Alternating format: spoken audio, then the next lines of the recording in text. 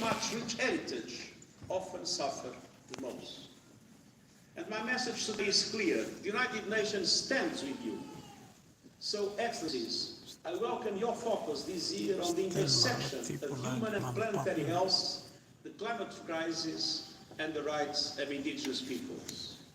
And I salute indigenous movements across the world, often led by women and young people, for spearheading efforts to protect nature and to preserve biodiversity. For thousands of years, indigenous peoples have pioneered sustainable land management and climate adaptation. In the Sahel, ancient farming techniques are breathing life into the semi-arid region.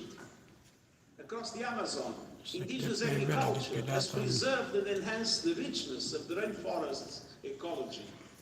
And in the Himalayas, systems developed by indigenous peoples preserve soil, reduce erosion, conserve water, and reduce disaster risks. But indigenous peoples live on the front lines of the climate emergency. Last year, I traveled to Suriname, and there the extraordinary privilege of visiting with the Kalinya peoples. And I saw firsthand how climate change is devastating their lands, destroying their way of life, and threatening their very survival. Indigenous peoples have done nothing to cause the climate crisis, but often face the worst and most immediate impacts. That is why we must speed up efforts to deliver climate justice and scale up finance and capacities for adaptation and loss and damage. At the same time, indigenous peoples hold many of the solutions to the climate crisis and are guardians of the world's biodiversity. The so-called green economy is not a new concept for indigenous peoples. It is a way of life, stretching back millennia. We have so much to learn from their wisdom, knowledge, leadership, experience, and example. And so, ladies and gentlemen, since the adoption of the landmark Declaration on the Rights of Indigenous Peoples in 2007, the United Nations has steadily broadened the participation of indigenous peoples in our world. The Declaration has been utilized in courts and galvanized political action, including the development of national action plans. And I welcome the strengthened participation of indigenous peoples through platforms established within UN processes, such as the Convention on Biological Diversity and the UN Framework Convention on Climate Change. The report on our common agenda calls for innovative approaches to advance the meaningful participation and leadership of those traditionally marginalized, include minorities and indigenous groups. And this includes efforts to combat food insecurity and close the digital divide. The United Nations is committed to keep promoting the rights of indigenous peoples in policies and programming at all levels and to amplify your voices. Let us learn from and embrace the experiences of indigenous peoples worldwide. Let us work together and walk hand in hand towards peace, sustainability, and prosperity for all. And I wish all of you a very successful forum. Berkelanjutan untuk masyarakat.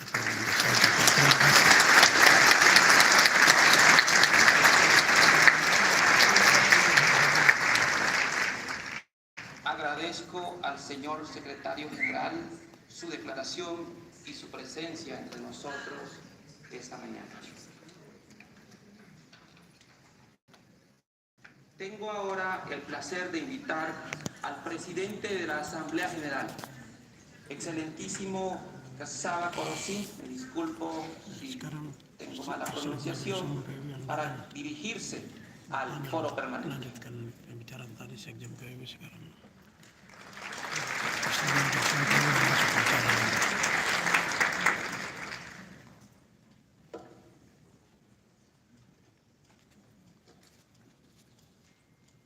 Gracias, señor presidente. Mr. Secretary General, Mr. President, Madam President-elect, Excellencies, thank you for the invitation to address you today. I congratulate Chair Dario Mejia Montalvo on his re-election to lead the permanent forum and wish its members great success over the next 2 weeks of its 22nd session. Let me extend a warm welcome to all indigenous people who traveled from far and wide to be in New York for this important occasion.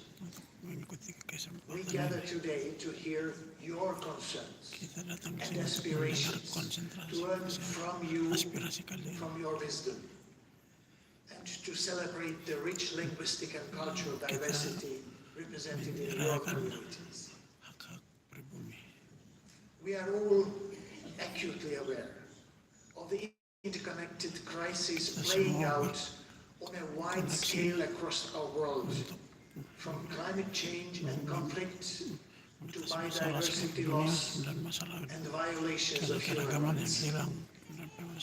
These challenges of humanity and the planet are forcing us to take an honest look at how we enhance our global governance of public health, food systems, and global health goods. For indigenous peoples, the health of the planet and the health of people are intrinsically linked. It took us a long time to learn from them. And we are still paying a huge price for our slow learning curve. The land and natural resources are intimately connected in your identities, cultures, and livelihoods, as well as your physical and spiritual well-being. It is therefore critical that our organization understands the factors impacting your health and well-being and addresses them in a holistic and right-based manner. To do this effectively, we need the experience and insight of indigenous peoples. Your full and effective participation in processes that affect your rights is a core tenet of the United Nations Declaration on the Rights of Indigenous Peoples. It is also vital to the success of the 2030 Agenda for Sustainable Development at local, regional, and international levels. Your people's ancestral knowledge, nurtured over centuries, has paved the way for the development of many modern medicines. As guardians of 80% of the world's biodiversity, you hold traditional proficiency in how to adapt, mitigate, and reduce climate risks. By following your guidance, we can be much better positioned to fulfill the SDGs. I invite you to enrich our understanding and bolster our quest for transformative solutions. Solutions which promote peace, ensure the protection of human rights, and foster sustainable development. Solutions that widely use the forces of nature instead of trying to overpower them. Ladies and gentlemen, our world and we at the UN are at a watershed moment, a moment of inflection. In such a time of challenges and change, we have to mobilize all our available assets. To do so, we have to open the doors to the wider participation of indigenous peoples in the economies and the political processes, and particularly in the decisions affecting their traditional ways of life. Of course, all that must be fully in line with the principle of free, prior, and informed consent. On 20th of April, I will hold the third interactive hearing with indigenous people, as mandated by the General Assembly. to dialog enhance khusus the dengan masyarakat participation pribumi of supaya indigenous representatives masyarakat pribumi and institutions dan in the wakil work of the negara United Nations. bisa join.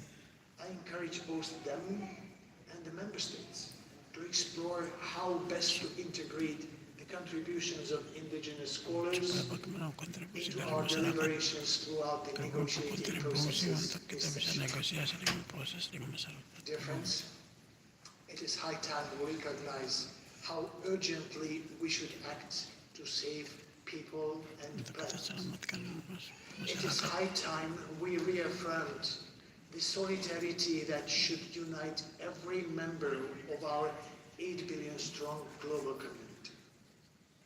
It is high time we acknowledged our mutual responsibilities to each other. Because our rights always come with responsibilities. Karena kami untuk And how we handle menerima our masyarakat inherited secara responsibilities bertanggung jawab. will indicate what kind of world we leave for our children. Tanya Talaga, Canadian author of Anishinaabe and Polish descent, put it this way: rebuilding an inequitable and harmful relationship is not easy. But for the good of all our children, indigenous and not, the hard work must begin. Let us take this to heart. I hope this session will lead to fruitful discussions, and I look forward to studying your suggestions. I thank you. Doy las gracias al presidente de la Asamblea General por su declaración y por Sambutan dari acompañarnos en Presiden esta Majelis mañana. PBB.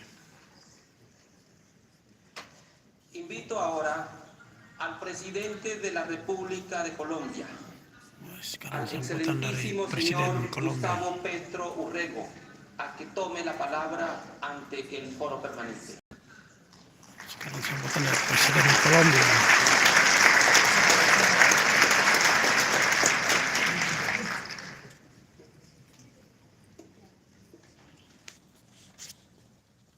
Saludo al secretario general de Naciones Unidas, a los representantes en la mesa de los...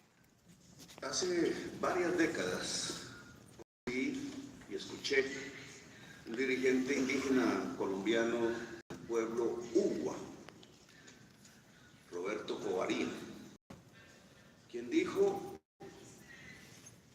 luchando contra la explotación petrolera en el territorio indígena,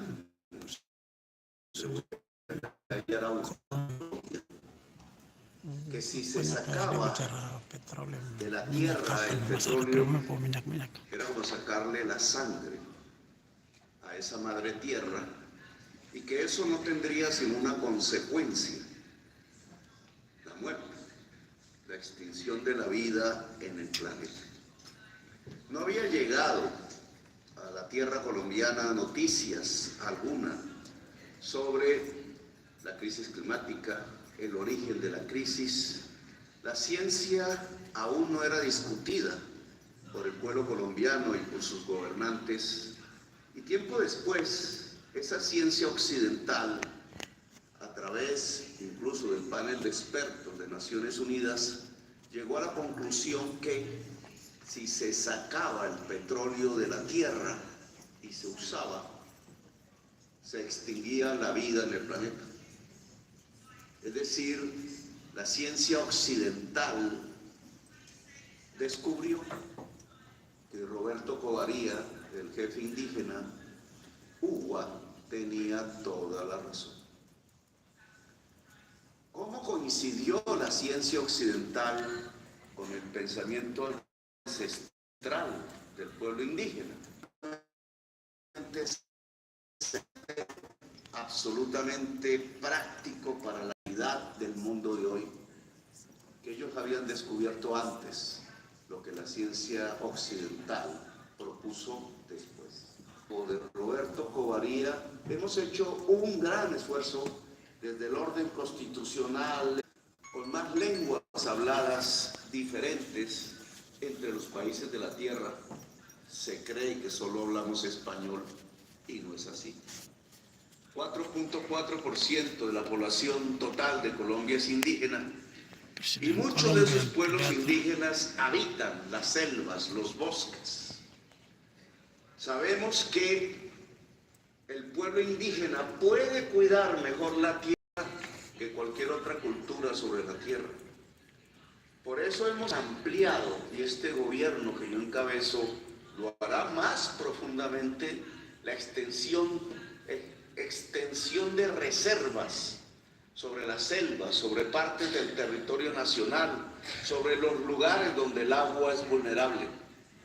Es nuestra mejor manera de cuidar la selva, el bosque, la vida. Sabemos que la selva amazónica, entre las selvas del país, es vital desde el punto de vista del equilibrio climático en el mundo. Si la selva amazónica desaparece, no solo desaparece el agua de Colombia, que beben más de 50 millones de habitantes, sino que desaparece buena parte de la existencia humana. El equilibrio climático se rompe. Por tanto, recuperar, revitalizar la selva amazónica se vuelve un imperativo mundial. Hemos convocado una cumbre de países que tienen responsabilidad territorial sobre la selva amazónica, 10 en total, para que se reúnan, para que puedan construir un programa común, que se pueda dialogar con el resto de la humanidad, con el resto de los gobiernos mundiales, para posibilitar el flujo de dinero que se necesita. Colombia pondrá para este año ya más de 150 millones de dólares ella sola, a pesar de sus necesidades, para que se pueda construir ese patrimonio común que nos permita decirle al mundo que la selva se revitaliza en sus fronteras naturales y que por tanto apoyamos como América Latina uno de los grandes equilibrios del clima mundial y por tanto sustento de la vida. Esta cumbre se realizará en el mes de agosto en Belén de Pará, en Brasil. Y queremos que los pueblos indígenas que habitan esas selvas, las de la Amazonía, las otras circundantes, nos permitan su apoyo para que esta cumbre pueda ser una fusión entre el deseo indígena del equilibrio vital y la realidad política que se plasma a partir de la administración, las propuestas y la agenda de los gobiernos que tenemos soberanía sobre ese territorio. Son los pueblos indígenas los que mejor pueden cuidar la selva amazónica y por tanto son los pueblos indígenas, con nuestro apoyo, los que pueden aportarle a la lucha contra la crisis climática uno de los principales pilares de sostenimiento del equilibrio de la vida en todo el planeta. Sin embargo, no podemos caer en una especie de trampa. Creer que con reforestar, que con revitalizar las selvas se puede. Indudablemente sería una gran propuesta en torno al equilibrio, pero no la determinante. La única manera de solucionar la crisis climática que aqueja a la humanidad, una de las crisis civilizatorias integrales, porque trae el hambre, trae la enfermedad como lo acabamos de vivir, trae el estancamiento económico y en el fondo trae la guerra, la crisis integral de la humanidad. Esa crisis climática no se soluciona sino dejando de extraer el petróleo, el carbón y el gas. En mi opinión,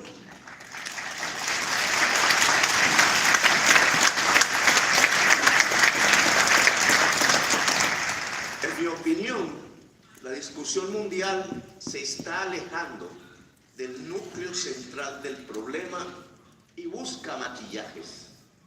Claro, un mundo de países poderosos que se dedican a la guerra, ¿cómo se van a dedicar a la vida y a salvar la humanidad de la crisis climática? La guerra ha dado la opción para escaparse de las soluciones que implica la crisis climática. Por eso presionar la paz mundial hoy es fundamental. La guerra no conlleva vida, solo conlleva muerte. No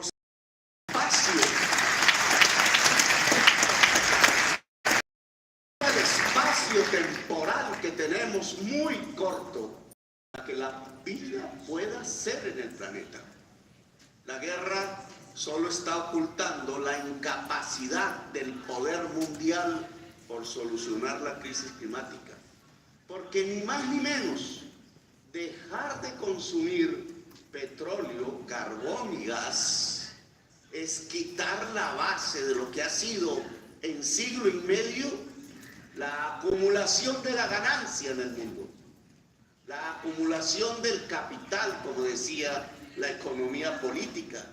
Le estamos suplicando desde este salón al gran capital, sin decirlo, porque el discurso políticamente correcto nos lo impide, que deje de acumular, que se torne en aliado de la vida, lo cual es un imposible prácticamente. Cada vez más, como Roberto Covarría, pienso que por aquí perdemos el tiempo.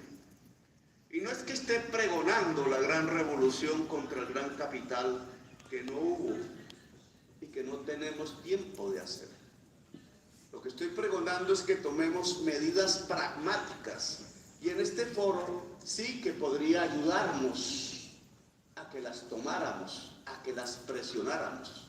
La paz es una, indudablemente, fundamental. Sin tiempo no hay tiempo para la humanidad. Sin tiempo para tomar las decisiones fundamentales, no hay el tiempo que corre como un cronómetro en contra de toda la especie humana para tomar las decisiones.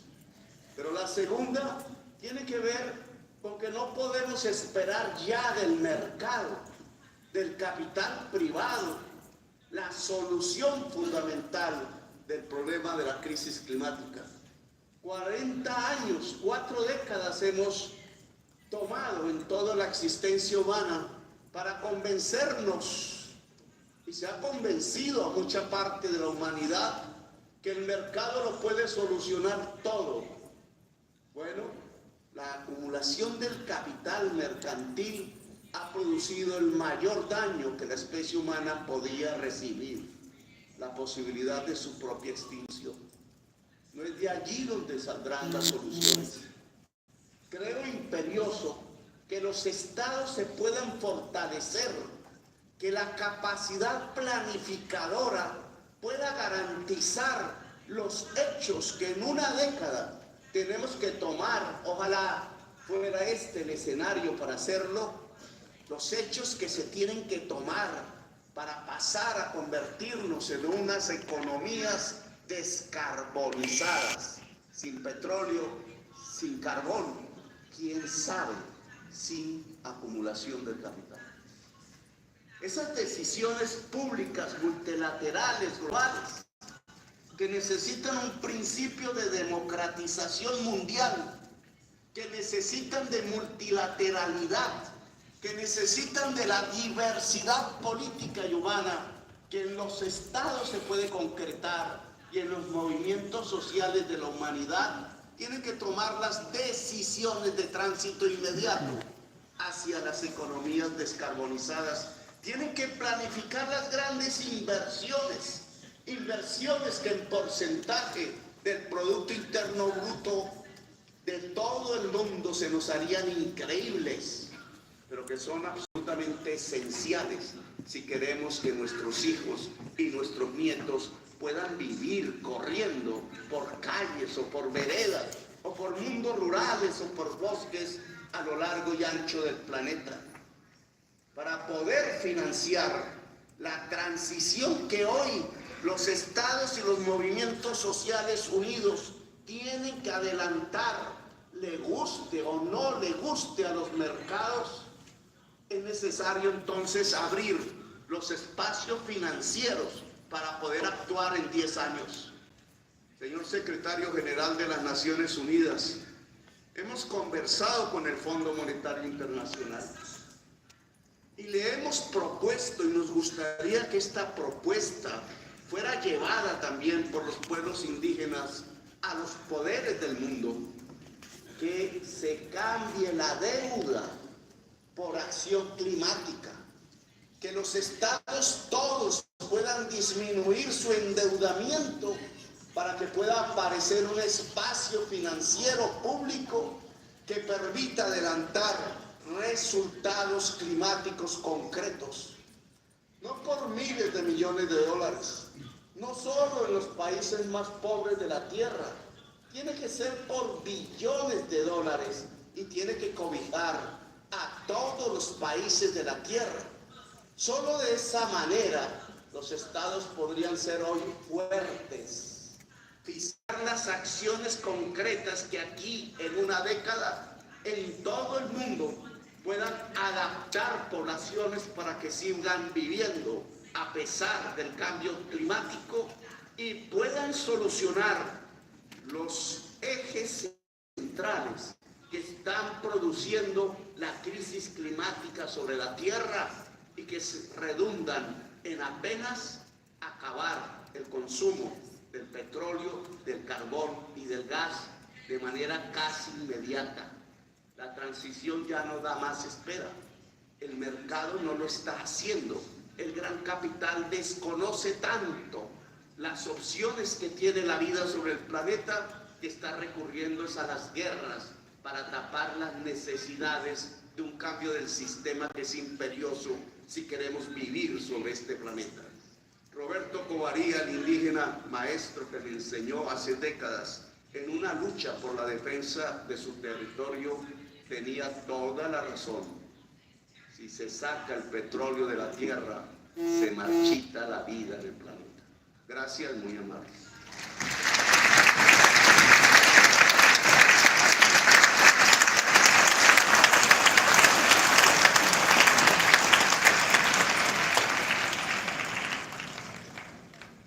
Doy las gracias al presidente de la República de Colombia por su declaración y por acompañarnos esta mañana. Ahora invito a la excelentísima señora Lachazara Stoeva, presidenta del Consejo Económico y Social, a que realice una declaración Sekarang ante el foro Presiden permanente. Majelis Presiden Dewan Ekonomi dan Sosial yang bikin forum ini, yang membentuk sidang ini dari Dewan Ekonomi dan Sosial, karena masalah-masalah ekonomi masyarakat pribumi yang miskin, jadi Dombo buka forum ini. Ladies and gentlemen, it is an honor to address you all at the 22nd session of the UN Permanent Forum on Indigenous Issues. The Permanent Forum is a unique entity within the Economic and Social Council, and I'm delighted to see it back in full force this year with the participation in person of so many of you. As a subsidiary body tasked with providing the Economic and Social Council with expert advice on Indigenous peoples' issues, the Permanent Forum plays a crucial role in informing our deliberations and decisions. This is of particular importance in assisting us in our efforts towards the implementation of the 2030 Agenda for Sustainable Development. The priority theme for this year's session on Indigenous peoples, human health, planetary and territorial health, and climate change, a rights-based approach, holds particular relevance for the implementation of the goals. It emphasizes the connections between human health and the health of the planet. The recognition of these connections is crucial at the time of designing integrated, holistic approaches for the implementation of the Sustainable Development Goals. Climate action and good health and well-being are two core goals of the 2030 Agenda, And as we know, the Sustainable Development Goals are deeply interconnected. A lack of progress on one goal hinders progress on all the others. The priority team is also especially relevant to the upcoming high-level political forum taking place in July. This year, the high-level political forum will review the implementation of the 2030 Agenda, focusing on accelerating the recovery from the coronavirus disease and the full implementation of the 2030 Agenda at all levels. The path towards recovery from the pandemic and the effective implementation of the Sustainable Development Goals requires an inclusive approach that champions people-centered, integrated, transformative policies. Last year's high-level political forum recognized the disproportionate impact of the COVID-19 pandemic on indigenous peoples, particularly in relation to social discrimination and inequality, including gender inequality. The high-level political forum ministerial declaration also acknowledged and commended the important contribution of indigenous peoples, including indigenous women, as guardians of natural resources, biodiversity and ecosystems, and as agents of change in responding to climate change, highlighting the need to improve their ownership of natural and economic resources and access to financial services. I invite the Permanent Forum to provide recommendations and inputs to the review of the Sustainable Development Goals at the 2023 High-Level Political Forum and to continue to support the Sustainable Development Goals implementation. Your inputs are invaluable for the discussions around inclusive recovery from the COVID-19 pandemic and for accelerating the SDG achievement.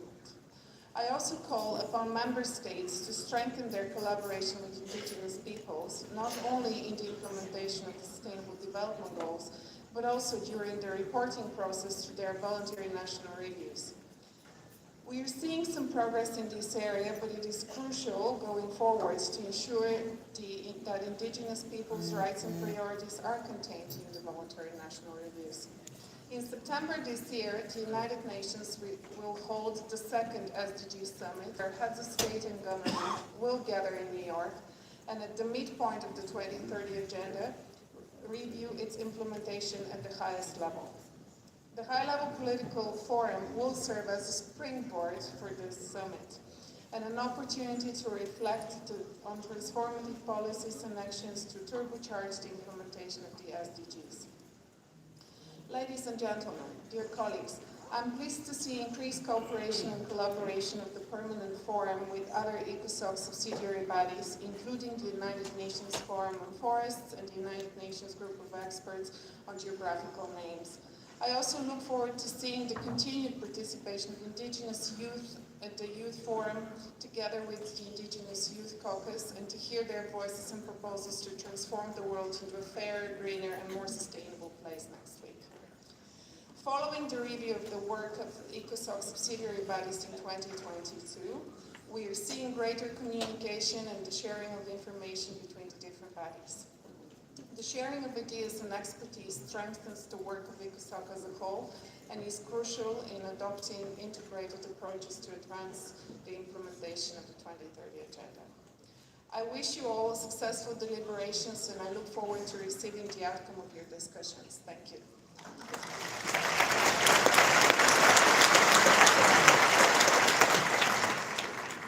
Doy las gracias a la Presidenta del Consejo Económico y Social por su declaración y por acompañarnos en esta sesión. Tengo ahora el placer de invitar al excelentísimo señor Lee Jung-hwan, Secretario General Adjunto de Asuntos Económicos y Sociales, a que formule una declaración ante el Foro Permanente.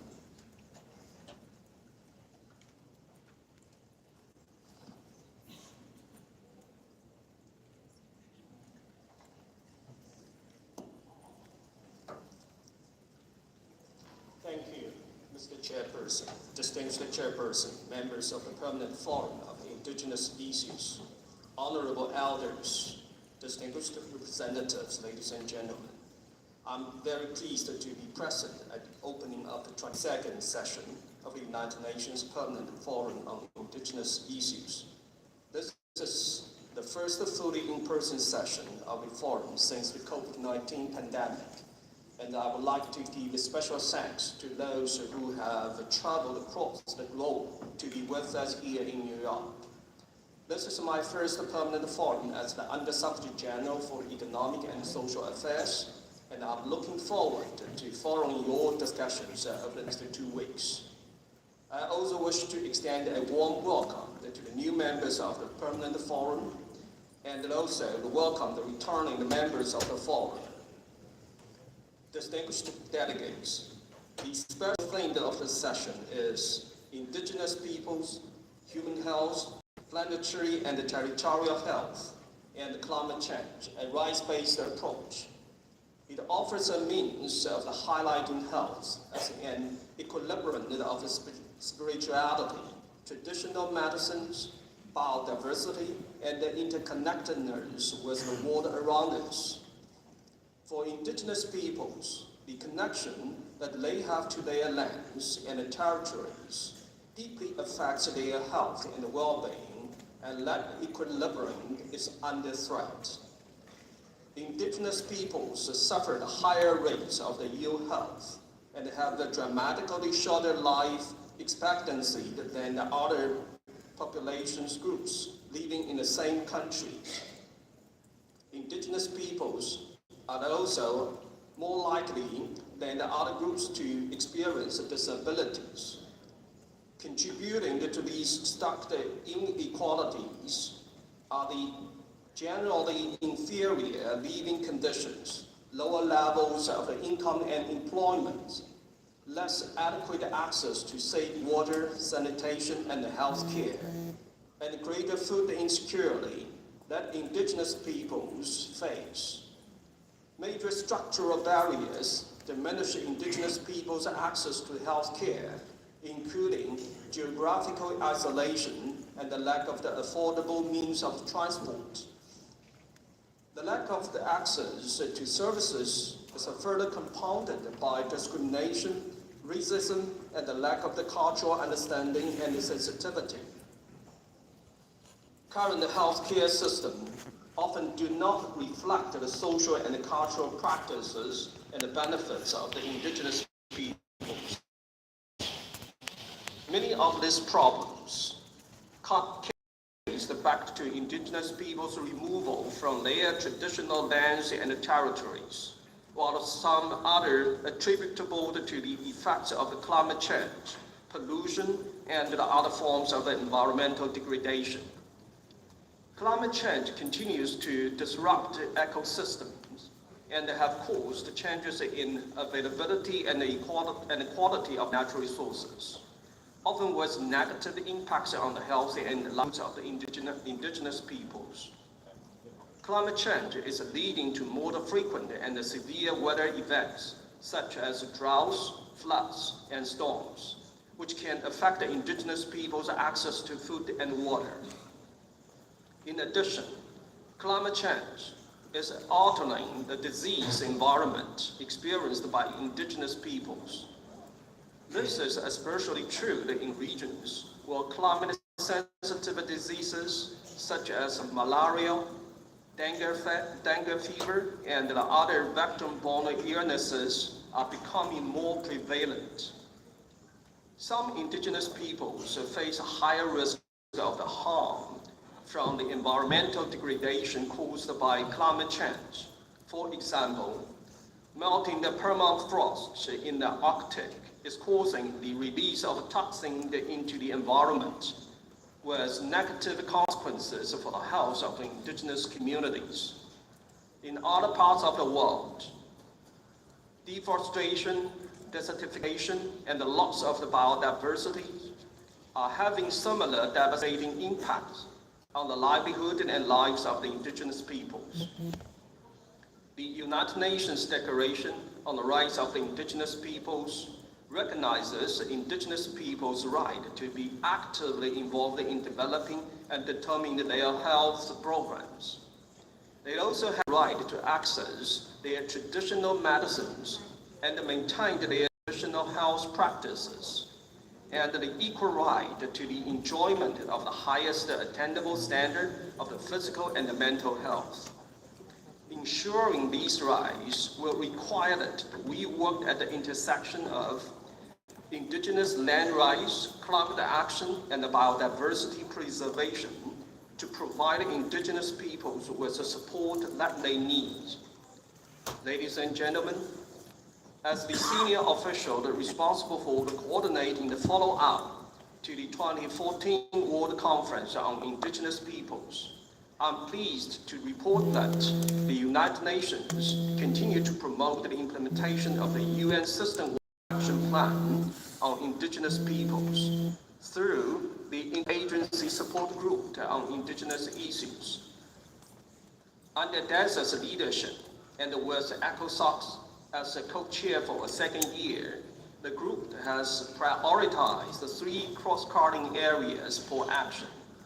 First, protection of the indigenous human rights defenders against intimidation and reprisals. Second, engagement with resident coordinators and the UN country teams. And third, enhanced participation of the indigenous peoples in UN processes. The interagency group is currently developing an indicator framework for system-wide action plan to better monitor and evaluate progress. They are also working with statisticians of the United Nations to explore the use of statistics on the ethnicity and identity to better inform policy advice. I thank the member states who have generously contributed to the Trust Fund on Indigenous issues during the past year: Canada, Denmark, Finland, and Anthonio.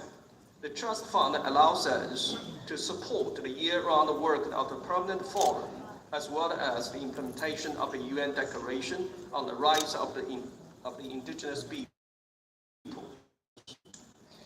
I also thank Colombia for graciously hosting the pre-sessional meeting of the Permanent Forum in March this year.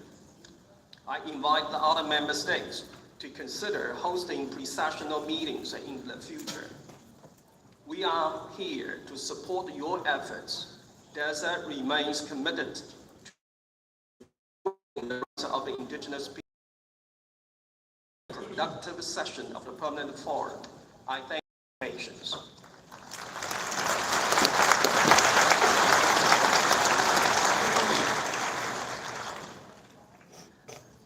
Gracias al señor secretario general adjunto de Asuntos Económicos y Sociales por su declaración y por acompañarnos en esta sesión.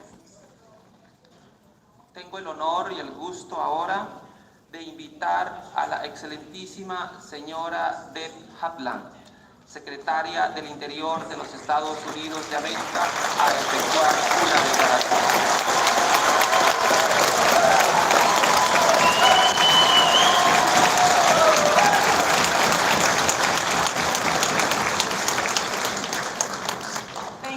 Thank you all so much. Gawatsi Haupa, Duhiname, Etzakiwitsa, Shuimihanu. Hello, esteemed colleagues, leaders, and friends, and relatives. I'm Deb Haaland, Secretary of the United States Department of the Interior.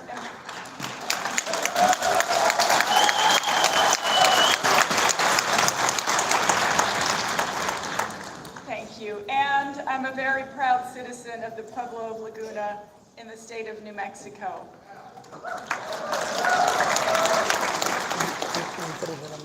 I'm honored to be here on Lenape Hoking on behalf of the Biden-Harris administration as we work together to advance progress for Indigenous peoples across our nation and across the globe. As Secretary of the Interior, I implement the United States responsibilities to respect, uphold, and advance our government-to-government relationships with sovereign tribes.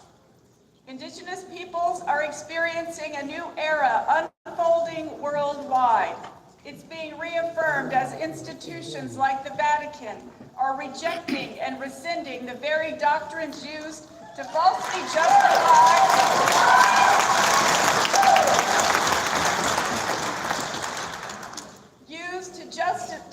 only justify the theft and destruction of our lands, people, and identities for hundreds of years. Indigenous knowledge, investments in tribal communities, and Native worldviews at more and more decision-making tables can usher in a world that future generations deserve to inherit. This work starts at home. Since stepping into office here in America, President Biden has launched an all-of-government approach to strengthen Indigenous communities in the United States through improved channels of communication, collaborate with global partners to expand this work beyond our borders, and support key international instruments like the UN Declaration on the Rights of Indigenous Peoples.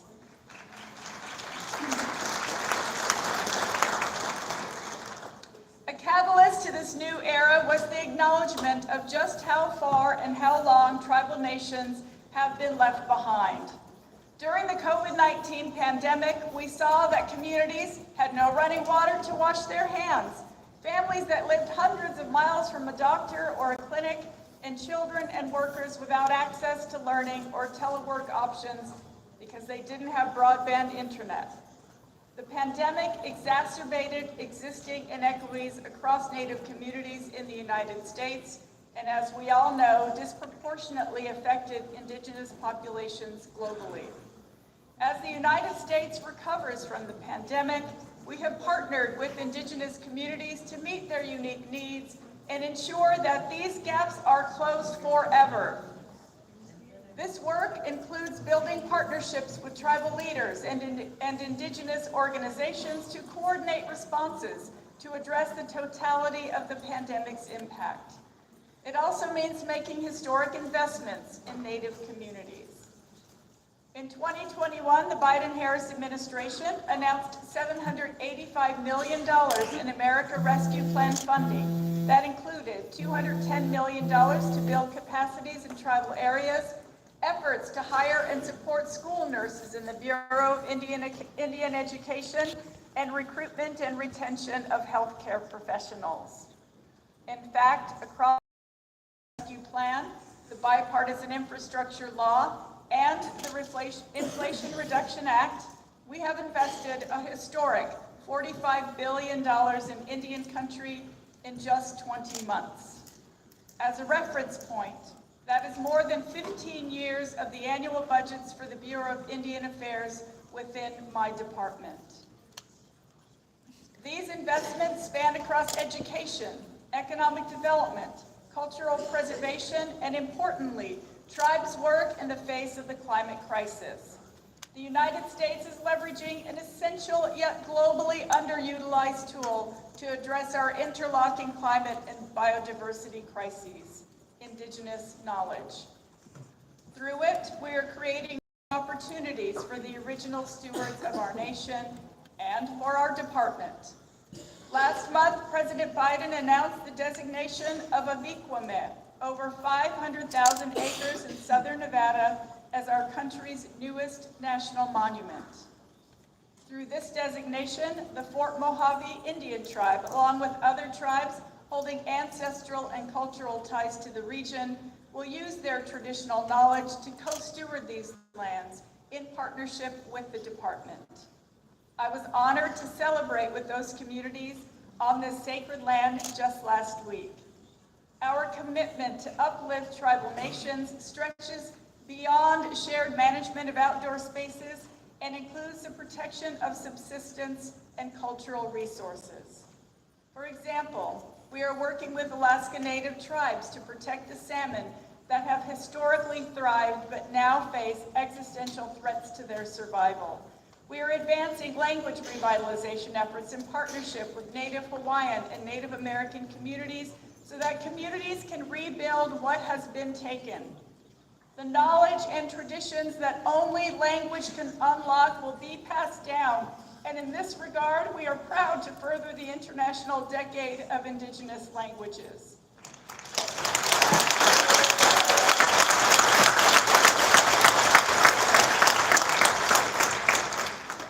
But this work cannot happen in a vacuum. Nations must address the violence and severe gender inequities that persist for Indigenous communities globally, particularly Indigenous women and girls. I understand personally just how crucial addressing this crisis is, as outlined in the UN World Conference on Indigenous Peoples Outcome document. Indigenous women and girls face a disproportionate risk of gender-based violence and a lack of access to help from law enforcement, victim and health services, and prevention efforts. Those who experience intersecting forms of discrimination, such as people with disabilities or members of the LGBTQI+ community, including Two-Spirit people, face even greater challenges. As one way to address this painful legacy, I established the Missing and Murdered Unit within the Bureau of Indian Affairs to investigate cases of missing and murdered Indigenous people.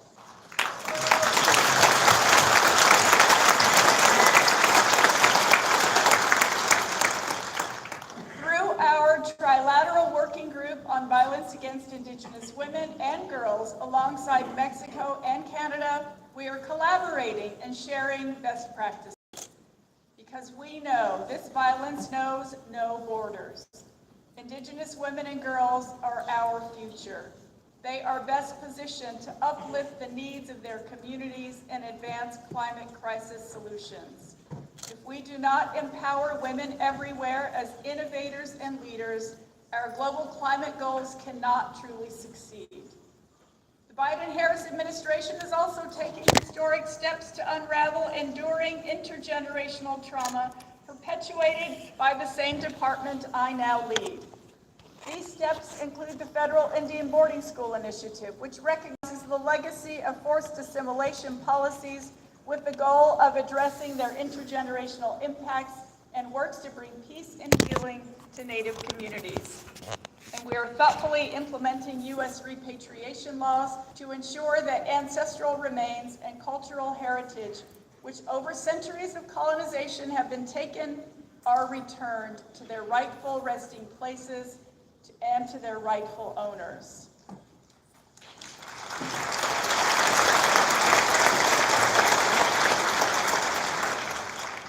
These include the Native American Graves Protection and Repatriation Act, or NAGPRA, and the recently enacted Safeguarding Tribal Objects of Patrimony, or STOP Act, which I was proud to co-sponsor during my time in the U.S. House of Representatives. We are in the process of updating and streamlining our domestic repatriation regulations under NAGPRA, and with the passage of the STOP Act, we are grateful to have expanded authorities and resources to support tribes' international repatriation efforts and to address trafficking in tribal cultural heritage, as called for in the outcome document of the World Conference on Indigenous Peoples. This critical work reminds me of when my own community had the opportunity to properly lay to rest ancestral remains that were returned after many decades. In every corner of this planet, Indigenous, in spite of the historic trauma that we have endured for centuries. If we're going to collectively heal from the wrongs of the past while building the world we all deserve, Indigenous peoples everywhere must be brought into the fold. The United States looks forward to advancing this work on the global path ahead and alongside all of you. Thank you all so much. Dawa F. Thank you.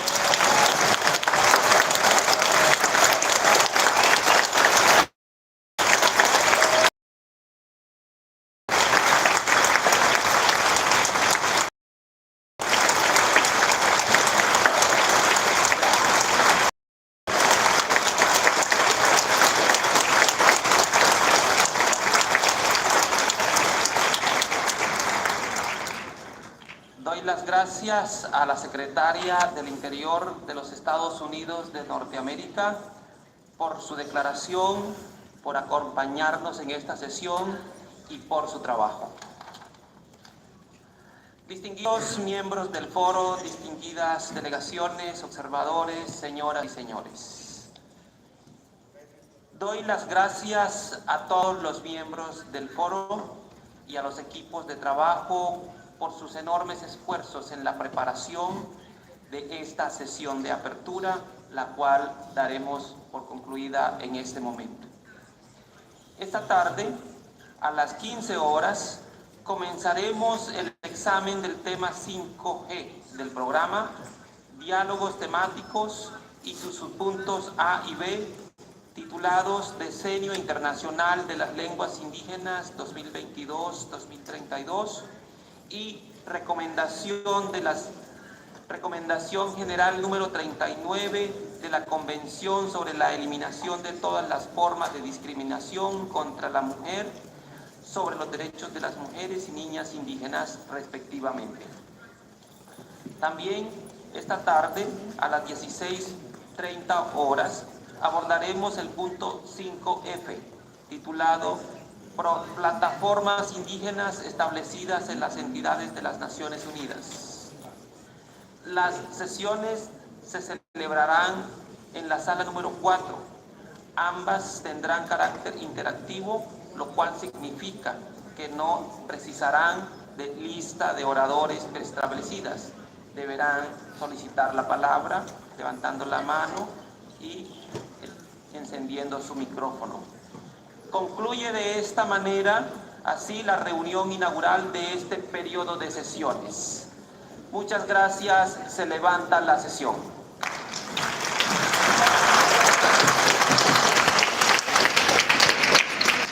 Ya.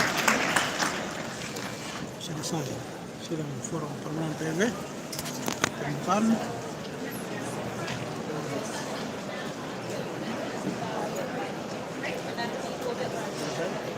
Ya, selesai, habis. Nanti jam 3 lagi. Jadi sekarang bisa tinggal di situ. Her